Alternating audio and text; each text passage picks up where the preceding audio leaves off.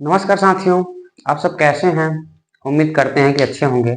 हम लोग transformer chapter पढ़ रहे थे। तो ट्रांसफार्मर चैप्टर में कुछ चीज़ें पढ़ चुके थे। क्लासिफिकेशन ऑफ ट्रांसफार्मर पढ़ रहे थे। तो क्लासिफिकेशन में कुछ चीज़ें हो चुकी थी, कुछ चीज़ें बाकी थी। तो आज हम पढ़ेंगे आउटपुट के आधार पर ट्रांसफार्मर। ठीक है, आउटपुट क्षमता के आधार पर ट्रांसफार्मर।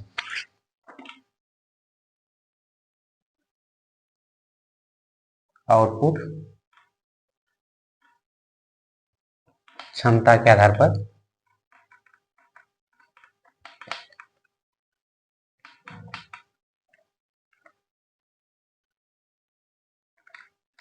टीएफ का मतलब होता है ट्रांसफार्मर। तो आउटपुट क्षमता के आधार पर ट्रांसफार्मर दो प्रकार के होते हैं। इस कितने प्रकार के होते हैं? आउटपुट क्षमता के आधार पर ट्रांसफार्मर दो प्रकार के होते हैं।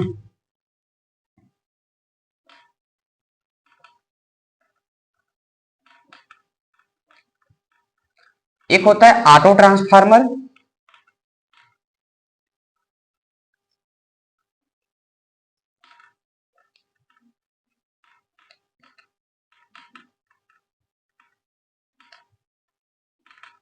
और दूसरा होता है इंस्ट्रूमेंट के आधार पर। इंस्ट्रूमेंट का मतलब होता है मापने वाले उपकरण के आधार पर। ठीक है, दूसरा नंबर है इंस्ट्रूमेंट ट्रांसफार्मर।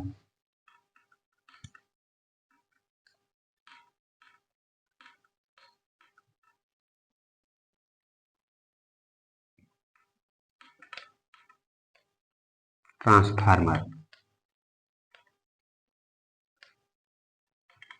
इंस्ट्रूमेंट ट्रांसफार्मर को हम लोग मापने के आधार पर ट्रांसफार्मर बोल सकते हैं कि मापने के आधार पर ट्रांसफार्मर। ठीक है, तो आउटपुट वोल्टेज के आधार पर, आउटपुट या क्षमता के आधार पर ट्रांसफार्मर दो प्रकार के होते हैं। एक होता है ऑटो ट्रांसफार्मर और दूसरा होता है इंस्ट्रूमेंट ट्रांसफार्मर, यानी मापने वाले ट्रांसफार्मर। तो हम लोग बारी बारी से एक एक करके बढ़ते हैं कि ऑटो ट्रांसफार्मर क्या होता है और इंस्ट्रूमेंट ट्रांसफार्मर क्या होता है। इन दोनों चीजों के बारे में हम लोग पढ़ेंगे। अभी सबसे शुरू में पढ़ते हैं ऑटो ट्रांसफार्मर क्या होता है।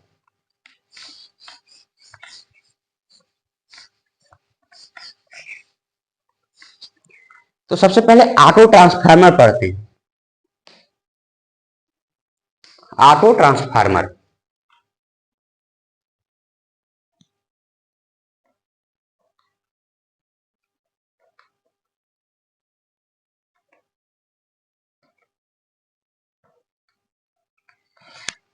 ठीक है, तो ऑटो ट्रांसफार्मर किसे कहते हैं? वह ट्रांसफार्मर जिसमें एक वाइंडिंग होती है ऑटो ट्रांसफार्मर कहलाता है। ठीक है, तो ऑटो ट्रांसफार्मर किसे बोलेंगे? जिसमें एक वाइंडिंग होती है, जिसमें एक वाइंडिंग होती है।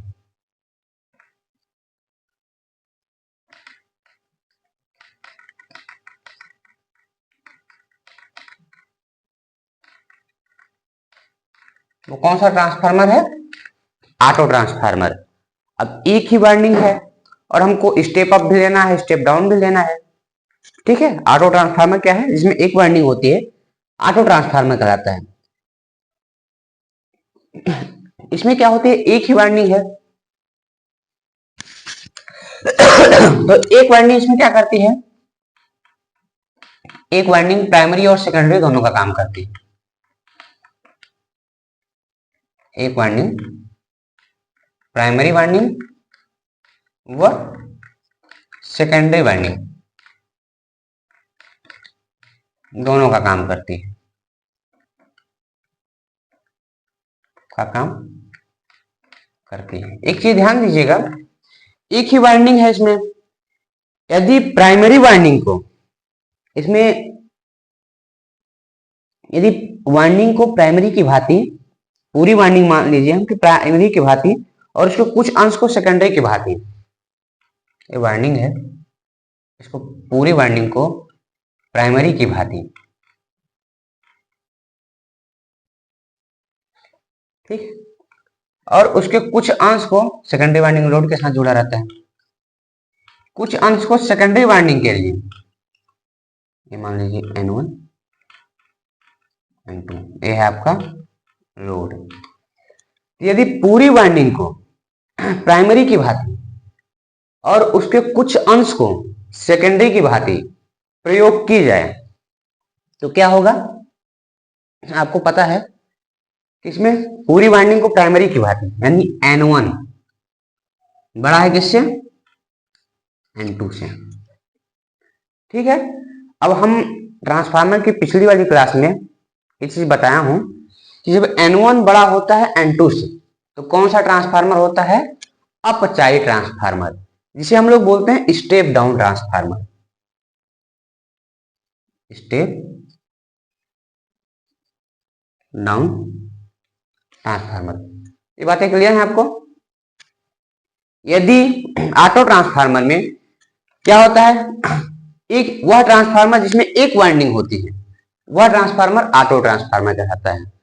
एक वाइंडिंग, प्राइमरी वाइंडिंग व सेकेंडरी वाइंडिंग दोनों का काम करती है। यदि पूरी वाइंडिंग को प्राइमरी की भांति व उसके कुछ अंश को सेकेंडरी की भांति प्रयोग की जाए तो यह ट्रांसफार्मर स्टेप डाउन ट्रांसफार्मर या अपचायी ट्रांसफार्मर कहलाता है। इसे हम लोग अपचायी ट्रांसफार्मर भी कहते हैं। ठीक है। अब उच्चाई ट्रांसफार्मर किसे बोलते हैं हम लोग? यदि वाइंडिंग के कुछ अंश को प्राइमरी की भांति, ठीक है, वाइंडिंग के कुछ अंश को क्या करेंगे? प्राइमरी की भांति, यहां कर देता हूं आपको,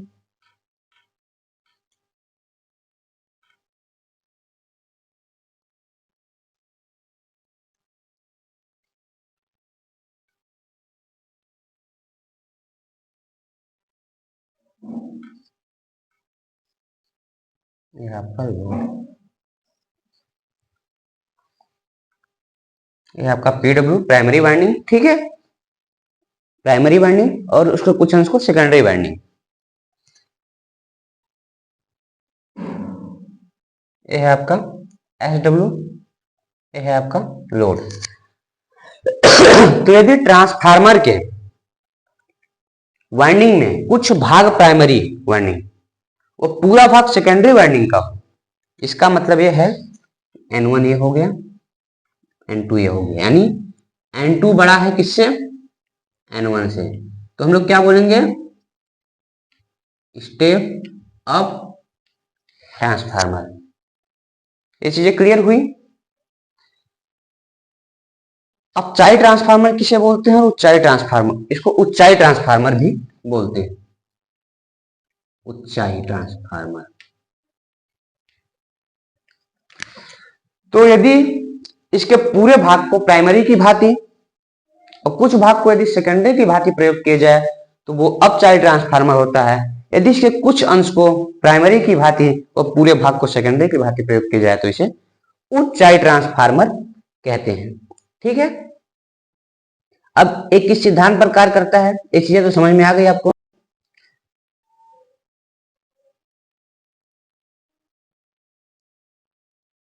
बी नंबर ए। अब एक ऑटो ट्रांसफार्मर किस सिद्धांत पर कार्य करता है? तो ऑटो ट्रांसफार्मर काम करता है स्वप्रेरण के सिद्धांत पर।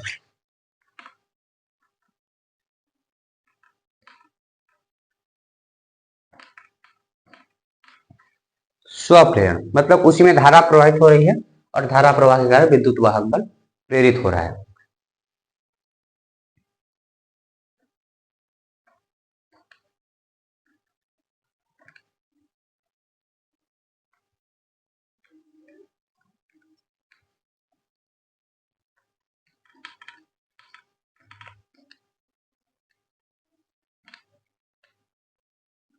किस सिद्धांत पर कार्य करता है? स्वप्रेरण के सिद्धांत पर कार्य करता है। इसका सूत्र भी वही रहता है जो ट्रांसफार्मर का सूत्र है, और ट्रांसफार्मर का सूत्र मैं आप लोगों को पिछली वीडियो में बता चुका हूं। ठीक है। इसका उपयोग कहाँ किया जाता है? इसका उपयोग किया जाता है वोल्टेज स्टेबलाइजर में, इंडक्शन मोटर की गति नियंत्रण में, बूस्टर के रूप में। वोल्टेज स्टेबलाइजर में,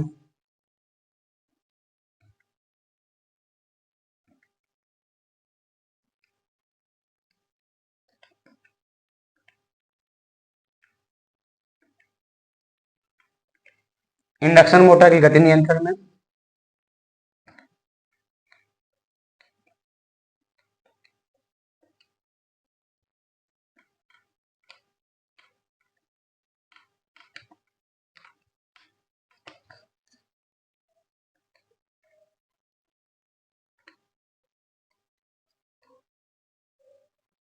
इंडक्शन मोटर की गति नियंत्रण में, और किसके रूप में?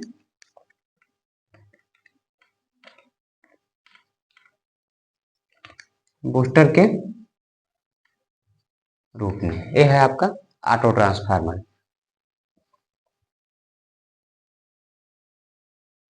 ठीक है, इतना चीजें क्लियर हो गई ऑटो ट्रांसफार्मर। अब हम लोग पढ़ेंगे ऑटो ट्रांसफार्मर क्या होता है। वह ट्रांसफार्मर जिसमें एक वाइंडिंग होती है, ऑटो ट्रांसफार्मर कहते हैं।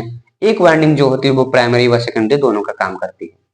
ऑटो ट्रांसफार्मर में यदि प्राइमरी वाइंडिंग के पूरे भाग को एक वाइंडिंग के रूप में व सेकेंडरी भाग के कुछ अंश को वाइंडिंग के रूप में प्रयोग किया जाता है स्टेप डाउन ट्रांसफार्मर, यानी N1 क्या हो गया? बड़ा हो गया N2 से। यदि इसमें प्राइमरी भाग के कुछ अंश को और सेकेंडरी वाइंडिंग को पूरा प्रयोग किया जाए तो स्टेप अप ट्रांसफार्मर। अब हम लोग चलते हैं, ऑटो ट्रांसफार्मर हो गया।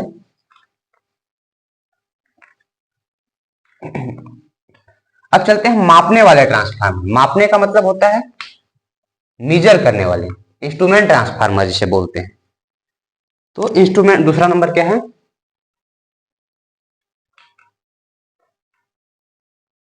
STRUME, इंस्ट्रूमेंट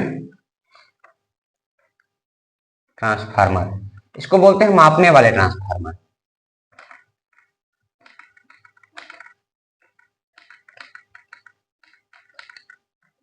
मापने वाले ट्रांसफार्मर दो प्रकार के होते हैं। कितने प्रकार के होते हैं? दो प्रकार के होते हैं। एक होता है सीटी, ठीक है, सीटी के बारे में। एक होता है पीटी। तो हम लोग पहले बात करते हैं सीटी के बारे में। तो सीटी क्या होता है? पीटी को भी, सीटी को हम लोग बोलते हैं करंट ट्रांसफार्मर। ठीक है, सीटी को बोलते हैं हम लोग करंट ट्रांसफार्मर।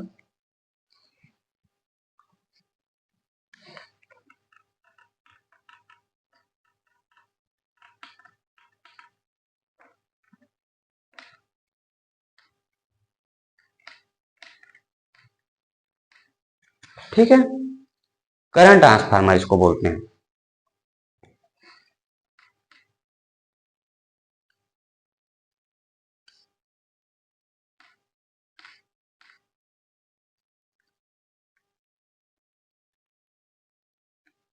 आपको ये सिंबल कैसा दिख रहा है?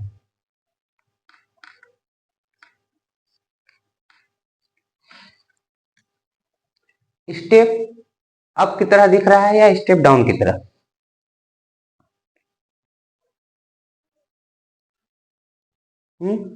आपको ट्रांसफार्मर कैसा दिख रहा है?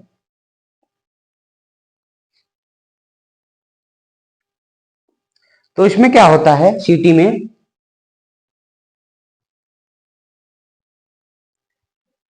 ये ट्रांसफार्मर आपको, ये है आपका N1। तो आपको कैसा दिख रहा है? ये दिख रहा है स्टेप अप। स्टेप अप किसका हो रहा है? वोल्टेज का या करंट का? तो सीटी ट्रांसफार्मर क्या है? वोल्टेज अपचायक, सॉरी, वोल्टेज का अप हो रहा है तो वोल्टेज उच्चायक, वोल्टेज उच्चायक। उच्चायक को हम लोग बोलते हैं voltage step up.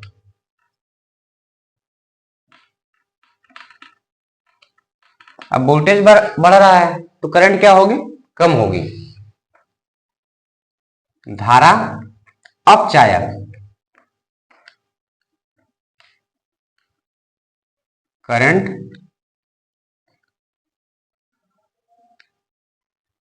Step down. ठीक है, इतना चीजें क्लियर है। तो यह सबसे पहले क्या है, करंट ट्रांसफार्मर है। ये क्या क्या काम करता है, स्टेप अप करता है। स्टेप अप मतलब वोल्टेज उच्चायक है, वोल्टेज उच्चायक है तो धारा को कम करता है। यह किसके लिए प्रयोग किया जाता है, करंट को मापने के लिए। सीटी ही लिखा है और मापना यहां लिखा हुआ है, तो किसको मापता है, उच्च करंट को मापने के लिए।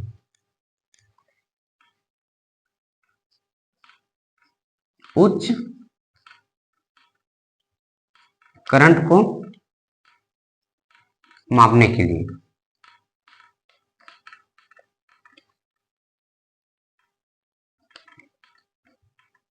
उच्च करंट को मापने के लिए प्रयोग। ठीक है, अब करंट करंट किस में लगा रहता है, करंट को किस में मापते हैं, अमीटर में। तो ये किसके साथ लगा रहता है, अमीटर के साथ श्रेणी क्रम में लगा रहता है। ठीक है,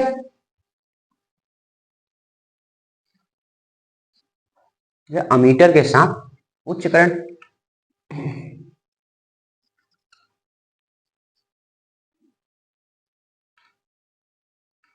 अमीटर के साथ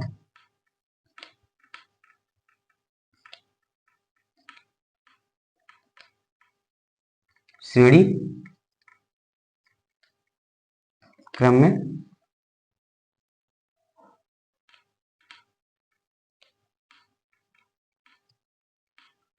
तो यह अमीटर के साथ कौन से क्रम में, श्रेणी क्रम में। अमीटर हमेशा श्रेणी क्रम में लगाया जाता है, जबकि वोल्ट मीटर जो होता है वो हमेशा समांतर क्रम में लगाया जाता है। इस चीज को आप लोग ध्यान रखेंगे।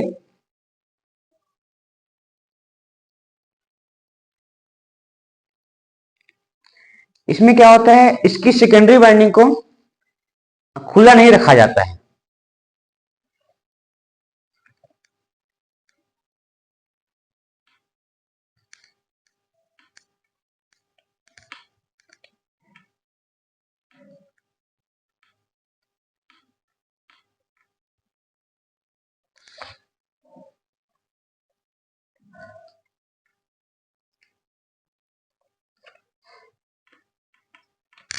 क्योंकि इंसुलेशन ब्रेक होने का चांस रहता है।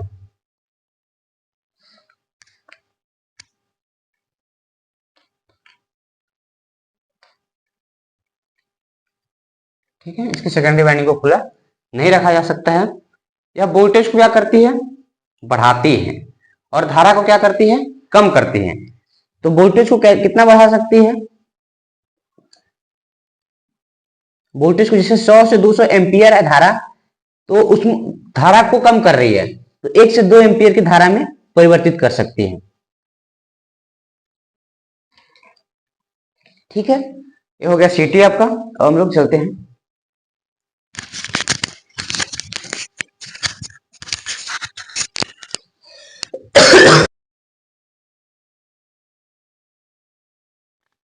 अब हम लोग आते हैं पीटी।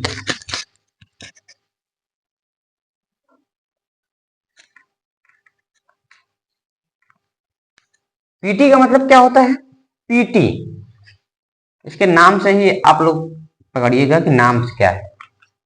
पी टी, पी मतलब होता है पोटेंशियल,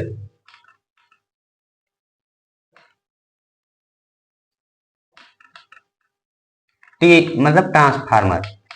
पोटेंशियल को बोलते हैं हम लोग इंग्लिश में विभव। विभव का मतलब होता है वोल्टेज।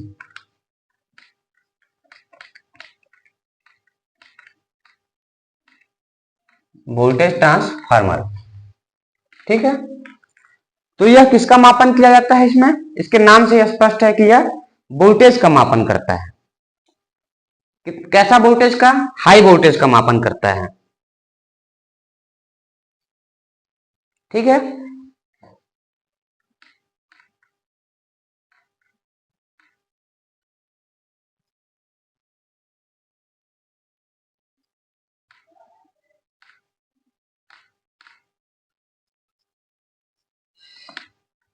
N1 N2। यह है आपका प्राइमरी वाइंडिंग और यह आपका, तो इसके नाम से स्पष्ट है पोटेंशियल ट्रांसफार्मर। तो सबसे पहले क्या करता है, यह वोल्टेज का मापन करता है। तो उच्च वोल्टेज का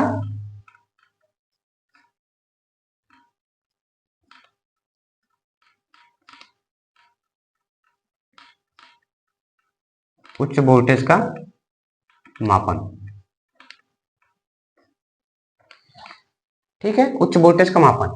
वोल्टेज किस में लगा रहता है हमेशा, वोल्टेज हमेशा समांतर क्रम में लगा रहता है,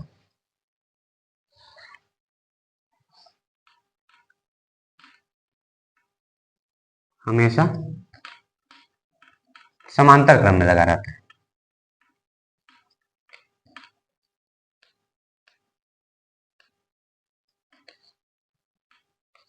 क्रम में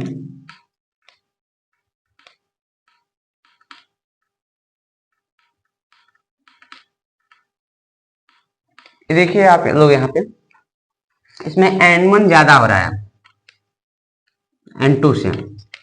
इसका कहने का मतलब क्या है, यदि इसको ये चीज समझ में नहीं आ रहा है तो पिछली क्लास को जाकर देखिएगा तो समझ में आ जाएगा कि N1 यदि N2 से बड़ा हो तो क्या होगा, यदि N2 N1 से बड़ा हो तो क्या होगा। तो यदि N1 प्राइमरी वाइंडिंग में ज्यादा लपेटे, ज्यादा से कम हो रहा है मतलब डाउन हो रहा है, तो स्टेप डाउन ट्रांसफार्मर, ये हमेशा समांतर क्रम में लगाता है। ये कैसा व्यवहार करता है, स्टेप डाउन की तरह, ठीक है।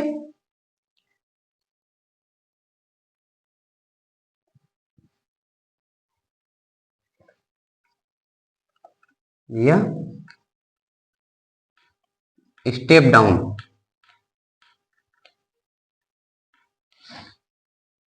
की तरह कार्य करता है।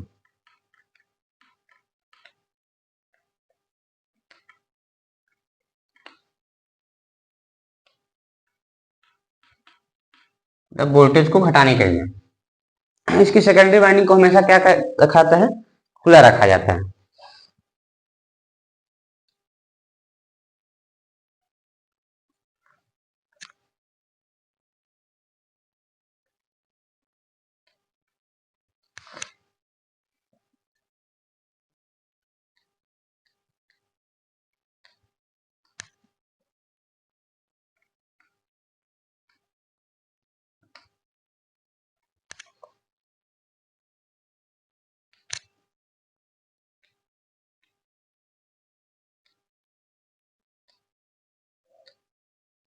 ठीक है, कितना वोल्टेज का मापन करता है, तो 0 से 110 भी लिख सकते हैं आप लोग।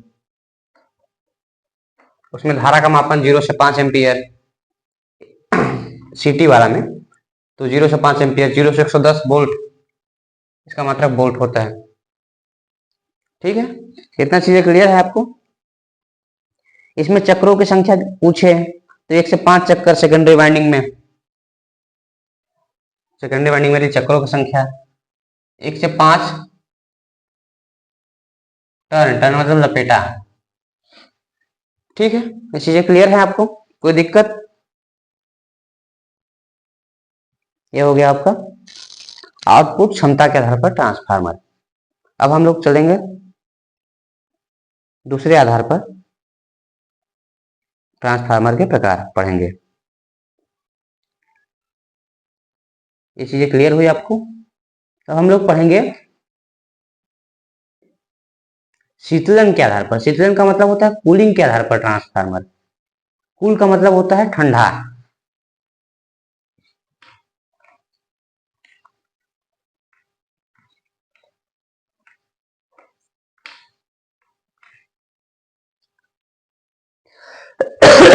कूलिंग के आधार पर ट्रांसफार्मर।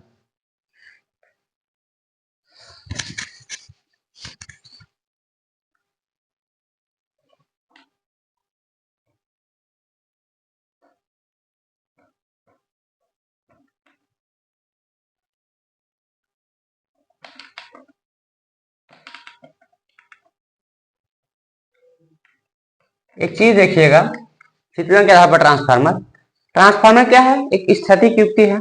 तो उसमें उष्मा के कारण वो क्या हो जाता है, गर्म हो जाता है, या जो भी क्षतियां होती हैं जैसे ताम्रहानि हो गया, लौह हानि हो गया। उसके बाद क्या होता है, उष्मा उत्पन्न होती है, उसमें उष्मा उत्पन्न होने का वह गर्म हो जाता है, और गर्म हो जाता है तो हमको क्या करना पड़ता है, उसके लिए कूलिंग करना पड़ता है। तो कूलिंग करने के लिए हम लोग प्रयोग करेंगे, ठीक है। तो कूलिंग के आधार पर ट्रांसफार्मर पढ़ेंगे हम लोग कि कूलिंग के आधार पर ट्रांसफार्मर कैसे कैसे करते हैं।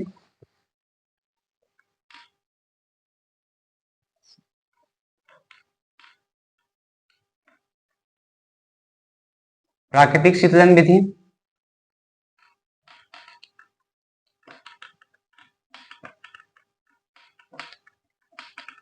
विधि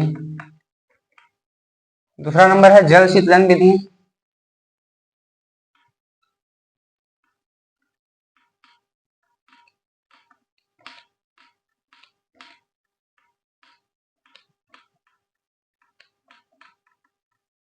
ठीक है। प्राकृतिक शीतलन विधि, जल शीतलन विधि, वायु शीतलन विधि, वायु दाब का शीतलन, तेल द्वारा शीतलन,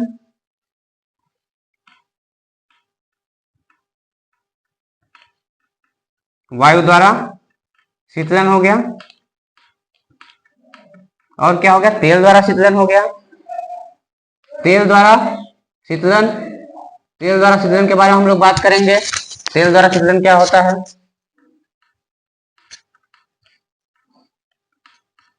ठीक है। तेल के द्वारा कैसे कूलिंग की जाती है, और करेंगे आयर ब्लास्ट द्वारा, आयर ब्लास्ट द्वारा,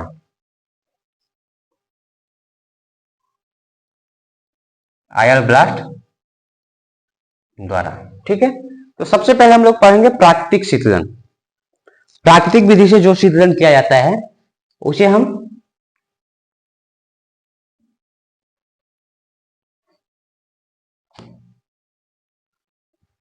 तो प्राकृतिक शीतलन पढ़ेंगे। ये ट्रांसफार्मर कहां प्रयोग किए जाते हैं, 20 केवी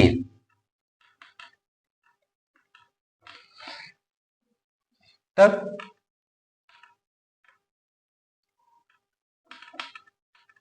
प्रयोग किए जाते हैं। इसका आकार क्या होता है, इसका आकार क्या होता है, इसका आकार ट्रांसफार्मर के आकार अपेक्षाकृत बड़ा किया जाता है। ट्रांसफार्मर के चारों ओर छिद्र होते हैं।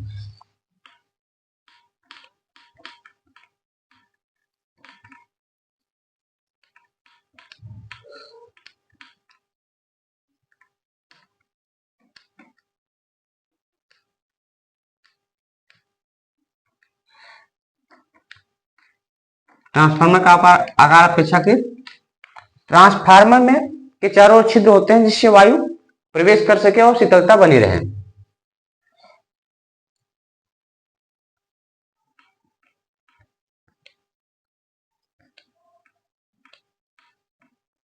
ट्रांसफार्मर के चारों ओर क्या बने रहते हैं, छिद्र बने होते हैं वायु को प्रवेश करने के लिए।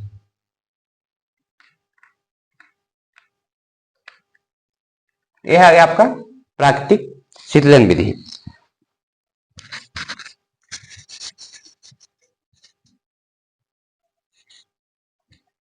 एक चीज और नोट करना है इसमें कि ट्रांसफार्मर टैंक में तेल का स्तर पाइप के हमेशा मुंह से ऊंचा रखा जाता है जिससे कि शीतलन बना रहे।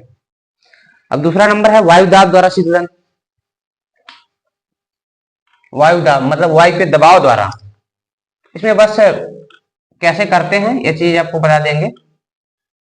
वायु दाब द्वारा शीतलन, इसमें क्या करते हैं, वायु का दबाव देकर हम लोग उसको ठंडा करते हैं। तो ब्लोअर फैन की सहायता से कूलिंग किया जाता है।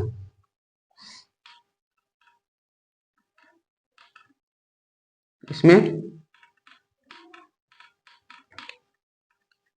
ब्लोअर फैन की सहायता से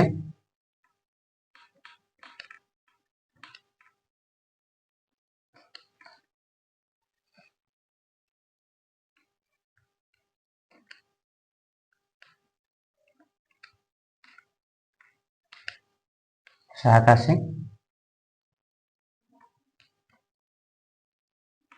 कूलिंग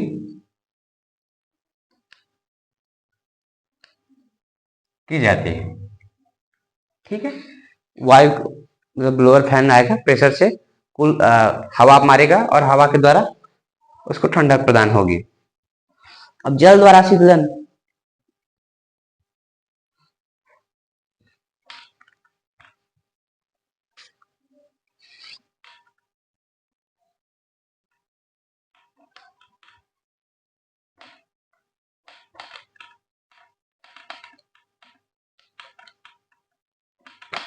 इसमें क्या होता है, जल के द्वारा शीतलता प्रदान की जाती है। जैसे मान लीजिए यह है, यहाँ से उष्मा प्रवेश कर रही है, तो यहाँ जल ऐसे, तो जल टेढ़ी में ही रास्तों द्वारा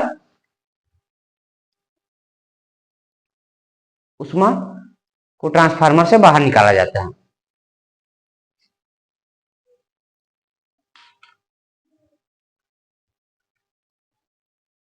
इसमें टेढ़ी मेढ़ी रास्तों द्वारा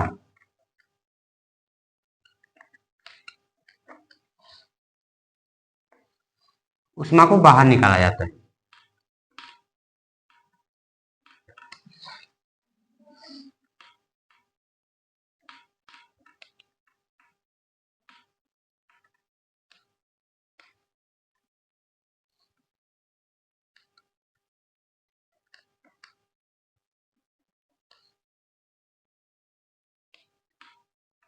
इसकी क्षमता होती है 5 केवीए तक।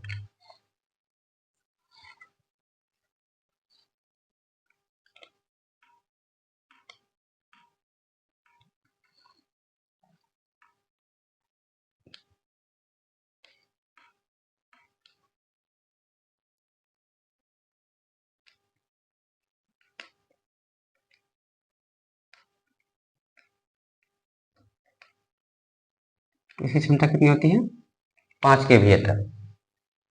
ठीक है, जल द्वारा हो गया। अब क्या है, तेल द्वारा शीतलन।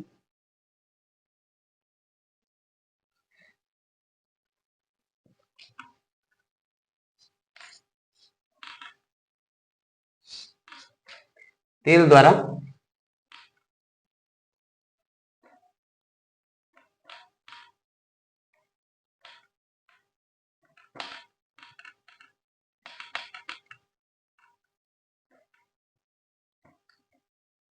तेल द्वारा शीतलन, ऑयल के द्वारा हम कूलिंग कैसे करेंगे। तो इसमें होता है खनिज तेल, जिसका सर्वाधिक प्रयोग किया जाता है।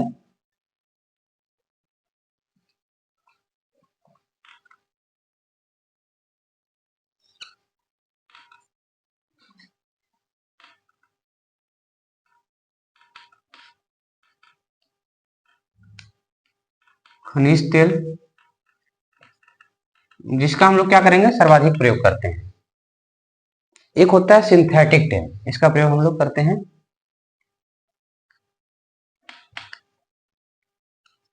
सर्वाधिक प्रयोग। एक होता है सिंथेटिक तेल। सिंथेटिक तेल हाइड्रोकार्बन प्लस सिलिकॉन से बना होता है। ये सस्ता तेल होता है।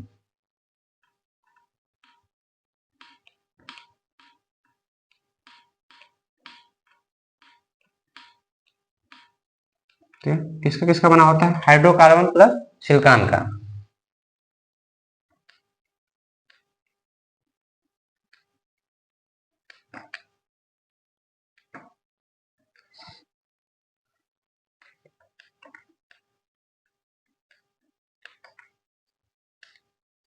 सिलिकॉन का ये कहाँ प्रयोग किया जाता है, तो आप लोग देखेंगे सुरंगों में जो ट्रांसफार्मर प्रयोग किए जाते हैं, तो वो तेल द्वारा शीतलित, तो तेल द्वारा कूलिंग ट्रांसफार्मर, तो इसका प्रयोग होता है सुरंगों में।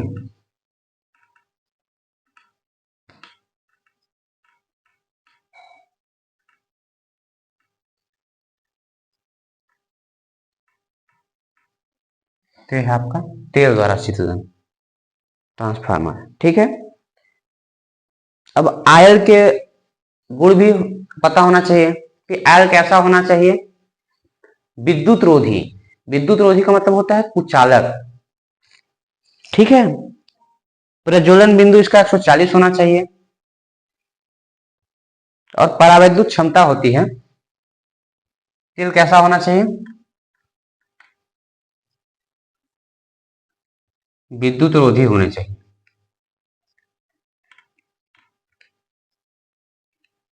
प्रज्वलन क्षमता जो होती है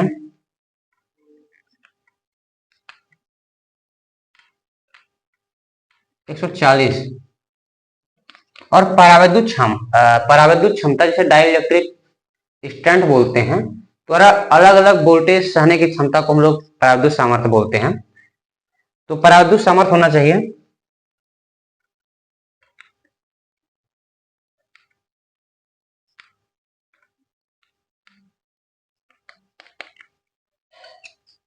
30 किलो वोल्ट पर एमएम से 40 किलो वोल्ट पर एमएम। एक क्वेश्चन और निकल कर आया कि परावैद्युत क्षमता को किसमें मापते हैं, तो किलो वोल्ट पर मिलीमीटर में मापते हैं। ठीक है, ये क्लियर है। एक और है, हम लोग पढ़ेंगे रख रखाव के आधार पर ट्रांसफार्मर, और कैसे हम लोग रखते हैं।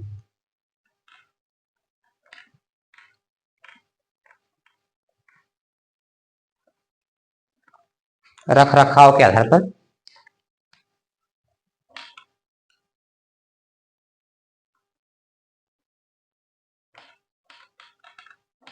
रख रखाव के आधार पर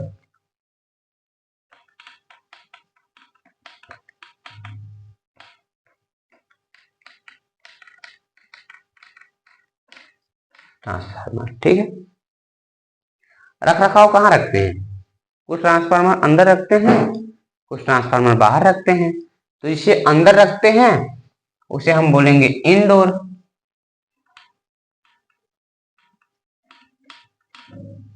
और जिसे बाहर रखते हैं उसे बोलेंगे आउटडोर। इंडोर का मतलब होता है जो कारखानों में हो गया,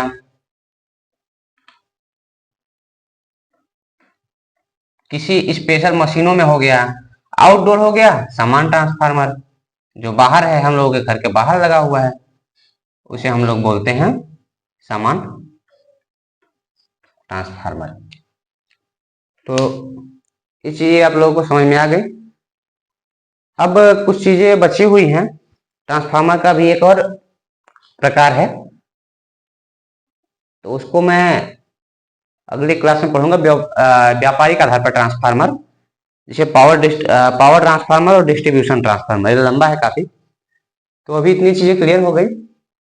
आप लोगों को वीडियो कैसा लगा जरूर बताइएगा, और चैनल को सब्सक्राइब करिएगा, अपने दोस्तों में शेयर जरूर करिएगा। धन्यवाद।